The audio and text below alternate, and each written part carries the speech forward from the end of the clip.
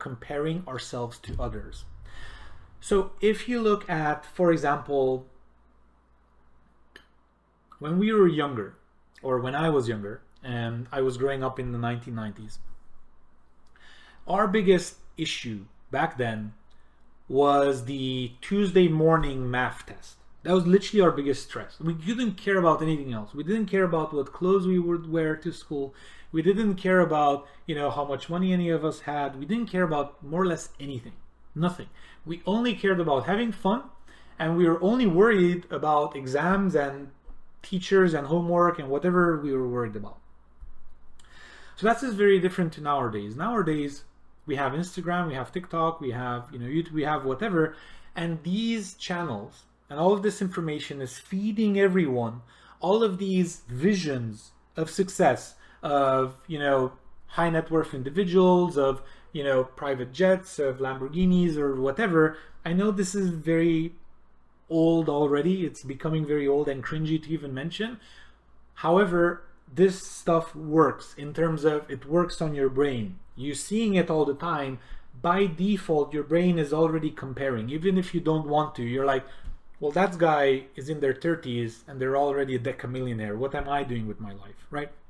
So this comparing yourself to others tends to have very significant negative consequences, and we notice this in, for example, in the level of suicide or the level of depression that people are going through and so on and so forth. So I suggest a different perspective here, which has helped me a lot, and that is, if we go back to taking 100% responsibility to everything in our life, you realize that something you cannot control is whatever other people do. That is outside of your circle of control, and that's something else you can do research on. If you look within your circle of control, you see you can only control yourself and how you show up in the world. So if we look at comparisons, there are a few things you can do in your own life to make sure that you are on the right track. And the first of those is to always deliver on your promises. So if I commit to doing something with someone, that is a promise that I have made to someone. For example, I recently had an engagement with someone that they came to me and said, Robert, I really love everything you've done and so on and so forth. I would love to do this with you. I will do it pro bono. I just want time spent with you so I can pick your brain and get value. I said, okay, perfect. Let's do it. Interestingly enough, and I told him, okay, this is the homework you need to do. Interestingly enough, I told them that be careful that once you make this commitment today, you commit to doing what we agreed to today. Are you committing to doing this? And they said, yes, Robert, I am. Okay, perfect. This was, I think, on a Thursday. The next Monday, they sent me an email with a different idea, which I said, no, I don't agree with this. What I think is we should stick to the original agreement. Whatever our original agreement is, let's stick to that. And then we started going on and on, brainstorming ideas. I said we could do this. He said we could also do this and so on. And we just brainstormed visions of things that we could do. I said, okay, all of these things are cool, but let's stick to the original agreement. Let's stick to the original promise. And they kept going back and forth around how I'm changing the perspective. I'm changing the quantity of work involved. I'm changing what needs to happen. I'm like, no, I'm saying, here's the recording. Here's the transcript. I've taken the liberty because we have like an automated tool, and I used AI to basically get the transcript and then get, the results from the transcript, like who said what. And I sent everything to that guy. It's like, this is the actual agreement. So either you have two options. Either you stick to the original agreement or you let me know I don't want to do that. Long story short, they basically didn't accept that they don't want to stick to the original agreement. And so they didn't do that. This makes me want to never work with that person again. That doesn't mean that I can't be friends with them. That doesn't mean that I can't, do anything else in life with them, meet up, go for a beer, whatever. However, I am much less likely to ever work with them again because they do not keep their promises. They have proven that they do not keep the promises that they make, because I've asked them multiple times over emails, let's just stick to the original agreement. Let's stick to the original agreement. I've said it so many times and they weren't willing to stick to the original agreement. So that's them not keeping their promises. Do not be that guy, please. There are too many people like that just make promises uselessly and then they don't keep them. So keep your promises. And as long as you keep your promises to yourself and to others, you will find that your level of happiness and joy of life typically will be in a very good place, and then everyone else will just enjoy being in your company and working with you because they know once you said you're going to do something, you will do it, right? After that, the second thing you can do is always ask for feedback.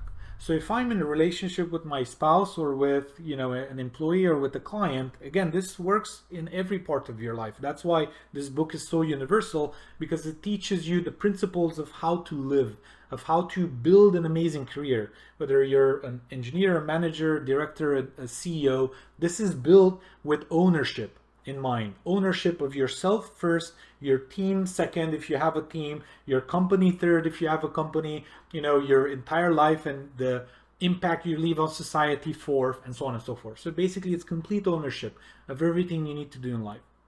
So if I'm in these relationships, 3 I mentioned earlier, what I should be doing on a very regular basis is asking for feedback. So that's just like we would ask for feedback in terms of products, we would also ask for feedback in terms of our relationship with others. So I can ask my spouse, for example, is there one moment last week when you felt you needed me, but I wasn't there for you, right? Like you really felt you would have needed me, but I didn't show up, whether I wasn't paying attention or whether I just simply wasn't there.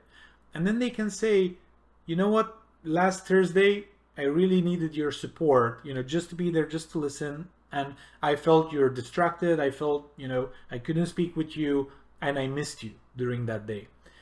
And they say, oh, okay, so let me not do that again, right? So this is legitimate things that you could do. And by the way, my wife and I invented a game called Better Topics. It's one of our businesses that helps couples talk to one another.